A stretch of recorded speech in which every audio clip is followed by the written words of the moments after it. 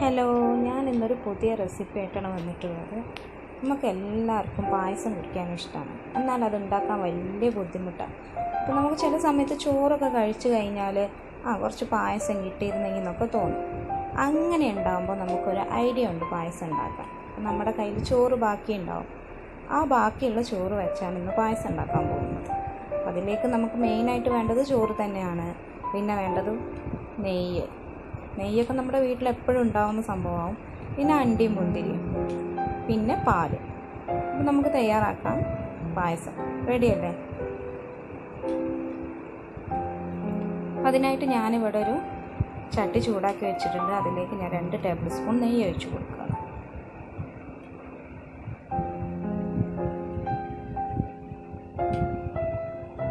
നെയ്യ് നന്നായി ചൂടായിട്ട് വരുമ്പോൾ നമുക്ക് നമ്മുടെ ചോറിട്ട് കൊടുക്കാം. ഞാൻ 1 കപ്പ് ചോറാണ് എടുത്തിട്ടുള്ളത്. അത് ഇതിലേക്ക് ഇട്ട് കൊടുക്കാം. ഞാൻ നെയ്യിൽ കിടന്ന് നന്നായി വഴറ്റിയെടുക്കണം ചോറ്. ആ നെയ്യൊക്കെ ആ ചോറിന് നന്നായി പിടിക്കണം.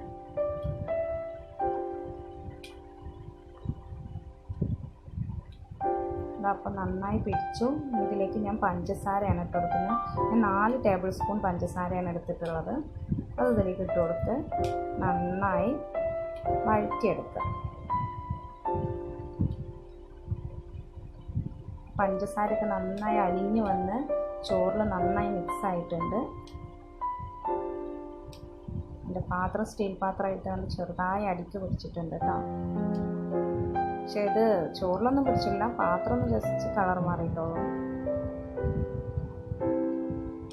ഇനി ഇതിലേക്ക് ഞാൻ 1 ഗ്ലാസ് പാലാണ് ഒഴിച്ചു കൊടുക്കുന്നത്.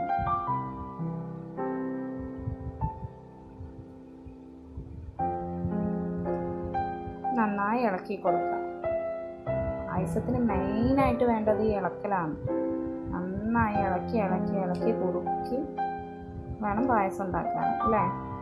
അത് നന്നായി ഇളക്കി കൊടുക്കാൻ പോവാണ്. ക്വാണ്ടിറ്റി വളരെ കുറവായതുകൊണ്ട് പെട്ടെന്നാവും.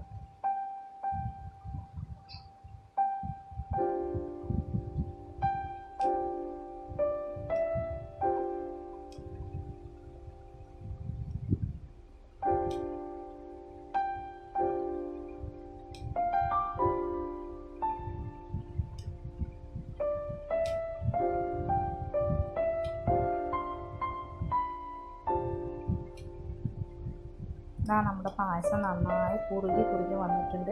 ഇതിലേക്ക് ഞാൻ ഏലക്ക ഇട്ട് കൊടുക്കുകയാണ്. ഏലക്ക എന്ന് പറഞ്ഞാൽ ഒരൊറ്റ ഏലക്കയാണ് ഞാൻ ഇട്ടിട്ടുള്ളത്. അതൊന്ന് നടു കീറിയിട്ട് ഇട്ട് കൊടുത്തിരിക്കുകയാണ്.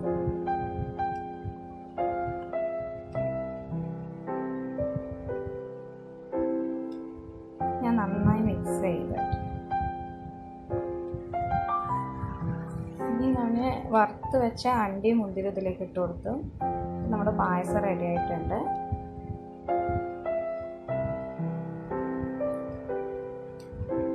ശരിക്കും നല്ല ടേസ്റ്റാണ് കേട്ടോ ഈ പായസം. ഞാൻ കുറച്ച് മിൽക്ക് മെയ്ഡ് ഒഴിച്ചു കൊടുക്കുകയാണ്. ഇത് ഓപ്ഷനാണ്, വേണമെങ്കിൽ മാത്രം ഒഴിച്ചു കൊടുത്താൽ മതി. നമ്മൾ അടപ്രഥമനൊക്കെ കഴിക്കുന്ന ഒരു ഫീലാണ് ഈ പായസം കുടിക്കാൻ. അപ്പോൾ എല്ലാവരും ഒന്ന് ട്രൈ ചെയ്ത് നോക്കണം, ഫീഡ്ബാക്ക് അറിയിക്കണം.